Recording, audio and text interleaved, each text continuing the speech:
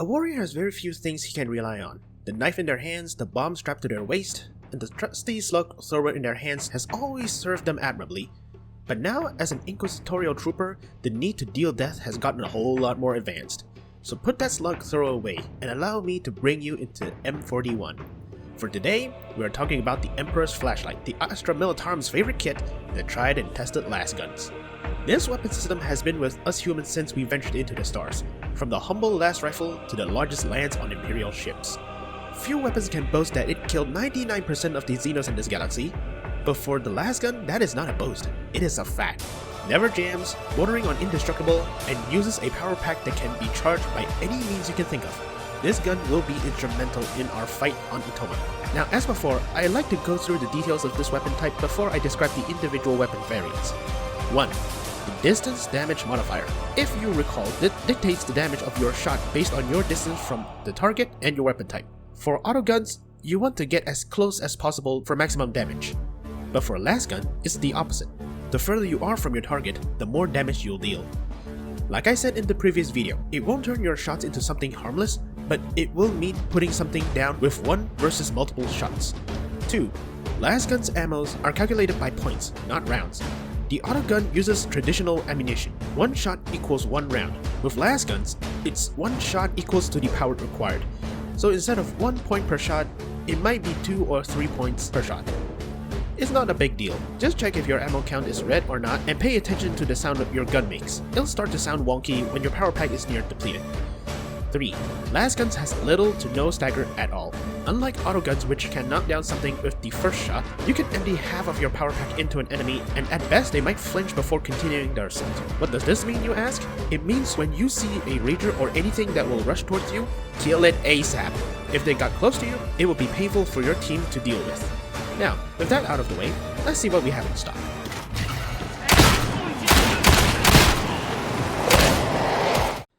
As the first Lasgun you'll get, the last pistol doesn't seem impressive.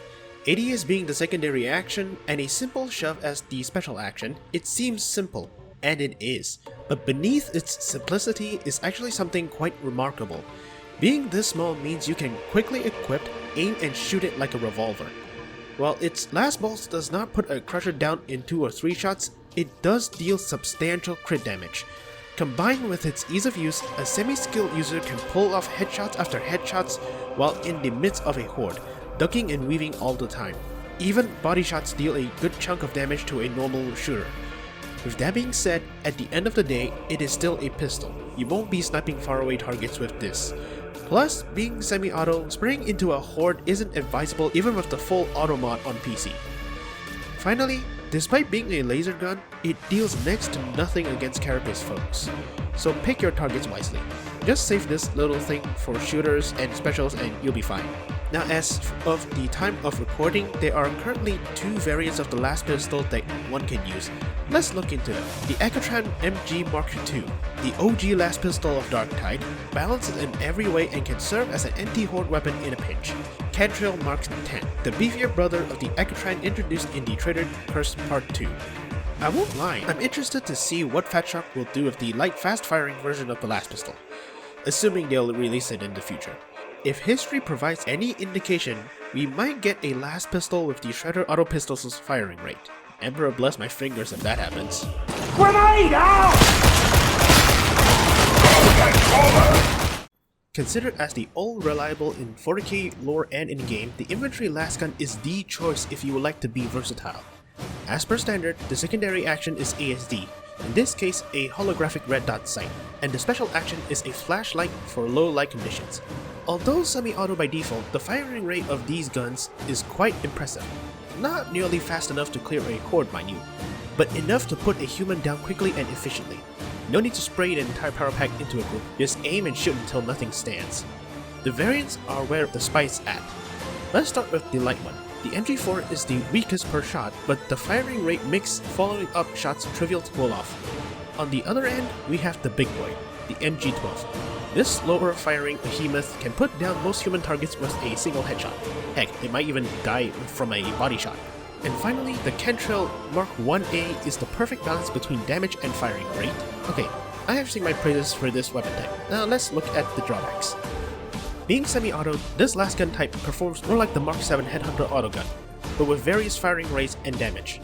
Using this weapon kinda forces you into the sharpshooter role in the team since you shoot so slow. Plus, wasting your shots on chaffs isn't the best idea even with the ammo efficiency of the Lasgun.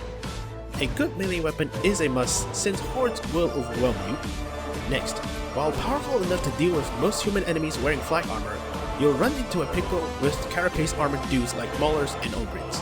This weapon type is geared towards clearing shooters from afar, so pack something else for those exceptions or be ready for a world of hurt. Finally, this Lasgun type, like most Lasgun type, has little to no stagger. While this is an issue per se, it does make engaging stagger-resistant enemies like Ragers dangerous since they'll rush at you while your shot do nothing to stop or slow them. Like I said, save this for normal shooters or shoot them from really far if you want to survive with this gun.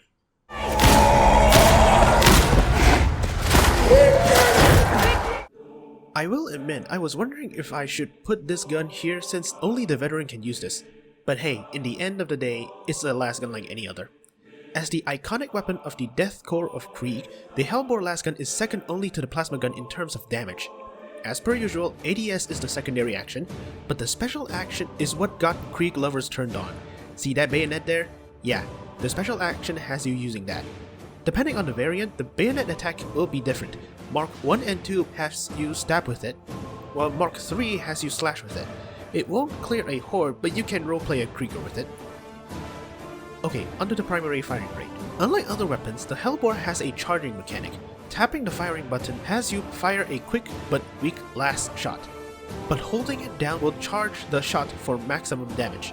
Charging the shot naturally leads to more powerful shots, but it also makes the shot penetrate soft targets to a certain degree like some of the autoguns. To put it simply, this is a Lasgun with the bow and arrow mechanic. If you like to be an archer in other games, using this gun will be natural to you. With a good aim and some training, you can deal with carapace since the damage is so insane. Okay, now comes the downsides. I might get a lot of hate for this, but I don't really like the Hellbore. Don't get me wrong, this gun is the best sniping weapon a veteran can have. In the hands of a skilled user, this gun is a tide changer, pun intended. But I must emphasize the word skilled. Firstly, the Hellbore's equip time is really long. Unlike other guns, the moment you equip the Hellbore, your character will first flip a lever on the gun before you can start firing. This won't be an issue if you're just walking around, but doing this while facing a horde is suicide. The next downside is tied to the previous point. The gun, while fun and deals good damage, is slow to use. The charging mechanic, the slow equip time, the horrible iron sights, all of these combined forces you to play slow and steady, hanging back from your team as they draw the aggro. This is bad since the game director likes to single out and ambush those that strays too far from the team. You could be sniping in one moment and kissing the floor due to a random poxwalker or being netted by a trapper in the next. And if you pull out your melee, it will take ages to re-equip your Lasgun again to continue sniping. By then, things might have ended or gone fubar. Like I said, if you love this gun and are skilled with it, you can use it to your heart's content. But for me, it's just too slow for my liking.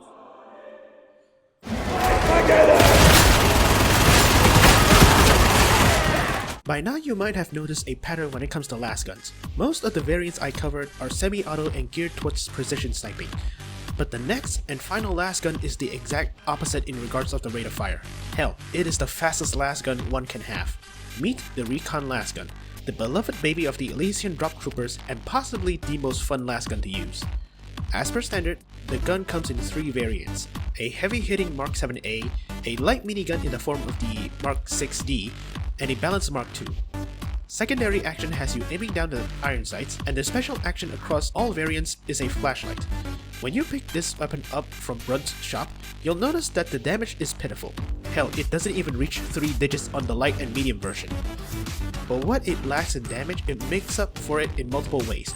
One of which is the fact that the gun has no recoil at all. I'm not joking. Pick one up and try it out in the meat grinder. You can hold the trigger down and your aim will not jump around like with the infantry autoguns.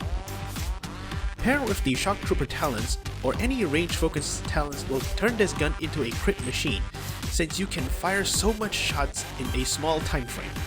Now, the Recon Lasgun has its ups and downs. It was the meta during launch, then Fatshock nerfed it, directly at first then indirectly by increasing enemy health in subsequent updates. With the latest update, Secrets of the Machine God, their Recon is close to its former glory, but that does not mean this gun has no faults. This Lasgun lacks any form of staggering power. Coupled with the poor damage makes this a poor gun to use against raiders or, well, any foes with large health pools, to be honest. You will feel the damage disparity in higher level missions. At that point, it's best to aim for the head and squeeze until your target ragdolls. Next, the gun's modus operandi is best summed up with the phrase death by 1,000 cuts. Your target will die eventually, but it will take time and a lot of ammo to do so. In the meantime, it is best not to be too close to your target. The DDM for Lasguns plus the base damage for the gun itself makes it less than suitable for close range. All in all, the Recon can only be described as the forgotten child of Darktide. Fatshark does something with it, forgets about it, then remembers it when the community reminds them of it. Okay, now comes the most important question. Why do you want to use a Lasgun? Well, aside from reintroducing the Emperor's Light to the Heretics, violently might I add, there are several advantages to using Lasguns. 1. Ammo efficiency. If you have used an autogun before, you'll know the pain of wasting majority of your magazine on one specialist enemy. Due to their position, their health pool is larger than the regular chaff, meaning you'll have to expend more to take them down. With the Lasgun's damage, you can easily achieve that with 2 or 3 shots to the head versus half of your magazine. Plus, if you use a Lasgun as a veteran, the left section of the tree, especially the bottom parts, focuses on range combat, making it more ammo efficient and allowing you to deal more damage compared to using a Lasgun as a zealot or a psyker. 2. Ease of sniping. If you haven't noticed, 3 out of the 4 Lasguns are semi-auto. Couple that with the Lasgun's DDM and the presence of holographic sights, it's clear that sniping from afar is the way to go when you have a Lasgun in hand. Plus, dealing with troublesome specialists before they can do anything drastically increases your team's survival chance. 3. Reliability. Despite the memes, there is a reason the Imperial Guard lights their flashlights. Lasguns can and did help humanity conquer 99% of the galaxy. Many Xenos lifeforms that are faster and tougher than baseline humans died by the hands of a guardsman wielding a Lasgun. And in M41, the biggest enemy to the Imperium is, unsurprisingly, other humans. Yes, the Heretics does have Ogryns, Demon Hosts, and Nurgle Demons on their side, but for every one of them, there are tens, if not hundreds, of these buffoons milling about like flies. Now, you can't use more exotic weapons to kill them, but oftentimes they're quite finicky. Not to mention they have limited ammo reserves. With a Lasgun, you just point and shoot. Nothing fancy, but it's a guaranteed kill. Plus, the ammo reserves for Lasguns are insane for the amount of damage they pack, making them the best pick for the task of clearing the most numerous elements in the Heretics' forces, human beings. All in all, the Lasgun has proven itself time and time again in humanity's existence. Ever since the God Emperor crusaded across the stars, the weapon in each and every Imperial Army's soldier's hands is a Lasgun. The tech may be ancient, but it demands respect. It has helped humanity maintain their grip in this galaxy for 10,000 years, and it will continue to do so for 10,000 more. So charge up that power pack and ready yourselves, for we have a duty to shine his lights on Atoma, and we are not stopping until each and every infection is burned away.